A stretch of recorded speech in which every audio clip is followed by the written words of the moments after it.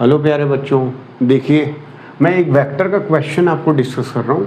देखिए the component of vector A equal to i plus j plus 5 k और perpendicular to vector B 3i plus 4j is. अब vector A, कोई एक vector A है, ये ए vector है, ठीक है, और वेक्टर बी ये है। तो वेक्टर ए के दो कंपोनेंट है, एक ये वाला और एक ये वाला। ये पैरेलल वेक्टर है, ये परपेंडिकुलर वेक्टर है। तो हम क्या करते हैं, वेक्टर ए का पैरेलल निकालते हैं। पैरेलल जब निकालेंगे, वेक्टर ए का कंपोनेंट लेंगे, तो वेक्टर ए का कंपोनेंट आएगा ए कॉस थीटा और magnitude of A cos theta. Cos theta क्या होगा, A dot B upon magnitude of A और मैग्नीट्यूड ऑफ बी।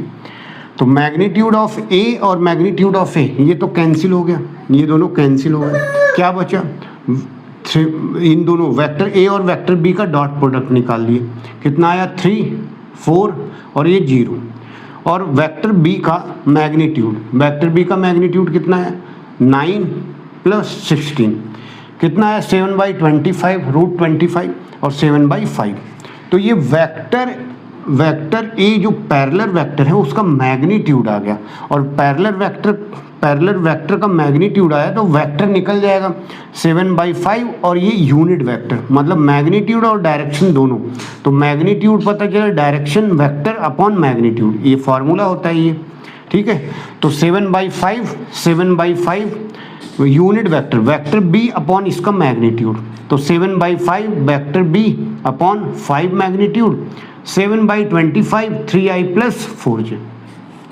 ये बेटा आया आपका, ये जो आया हुआ है ये आया है ए पैरेलल वेक्टर आया हुआ है, ये तो ए पैरेलल वेक्टर आया हुआ है। तो अब परपेंडिकुलर वेक्टर हम निकाल सकते हैं। तो parallel vector plus perpendicular vector equal to A, parallel vector plus perpendicular vector equal to A. तो परपेंडिकुलर वेक्टर निकालना है तो पैरेलल वेक्टर को उधर कर दिया, माइनस में हो गया, वेक्टर ए ये है, vector A minus parallel vector अभी हम लोग निकाल चुके हैं 7/5 3i प्लस 4j।